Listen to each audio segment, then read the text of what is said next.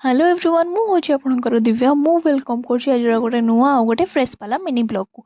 तो आमे समस्त कुआडे बाहर जाउथुलु सेटा जानिया पई हेले वीडियोटी को लास्ट पर्यंत देखिया पई पड़िबो।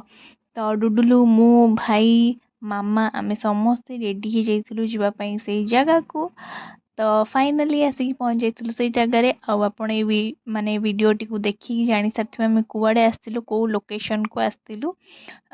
हाँ आमर कार गोटे नुआ किणा हैला आउ सेई खुशी रे आमे आस्तिलु समस्ते कार आमर जेतु डेलीवरी थिला।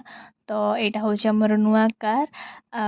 तो नुआ कार आसु आसु आमे समस्ते बस जाइथिलु कार रे राइड रे जिबा पई। तो एठी आमे समस्ते केते खुशी स्पेशली मु तो बहुत ही खुशी जेहेतु मोर गोटे नुआ गाड़ी आसिला सेति पई। तो मु एठी किछुटा शॉर्ट्स नै जाइथिलि जेहेतु आमे आसला बेलକୁ बहुत देरी जाइथिला सेति पई आमे नै आस्तिलु चिकेन बिरयानी खाइबा पई।